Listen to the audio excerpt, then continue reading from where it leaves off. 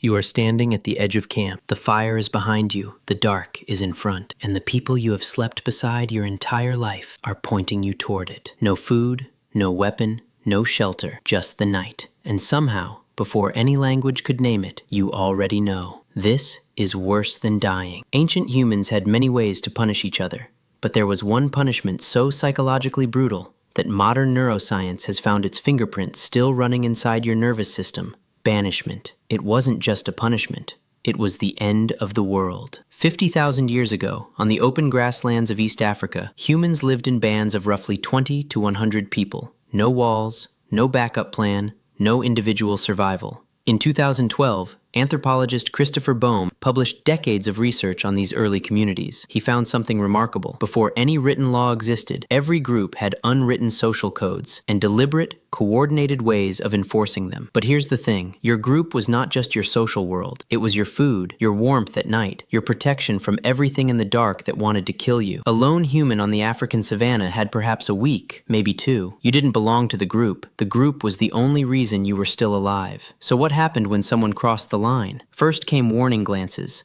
a language with no words, then public ridicule, laughter weaponized, then gossip, quiet and coordinated, spreading through the camp like smoke, stripping someone's reputation until nothing was left. But when nothing worked, the group gathered, and they turned their backs. No ceremony, no speech, no dramatic moment, just silence, moving from person to person until you no longer existed inside the group's world. They stopped sharing food with you, stopped making eye contact, stopped speaking your name, until the only direction left was out. But here's what the science uncovered, and it changes everything. In 2003, neuroscientist Naomi Eisenberger at UCLA put participants in a brain scanner and had them play a simple digital ball-tossing game. Midway through, the other players, without any explanation, stopped passing them the ball. They were just left out of the game.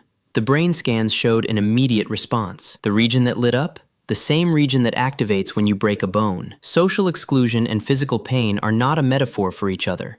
They are processed by identical neural circuitry, the anterior cingulate cortex. Your brain's pain alarm literally cannot tell the difference between a snapped wrist and being left out of a conversation. 300,000 years of exile, meaning death, had wired the human nervous system to treat rejection as injury, because it was. The ancient Romans understood this long before brain scans existed. Their most severe punishment wasn't crucifixion. No flame, no cooked food, no warmth. You weren't just cut off from people.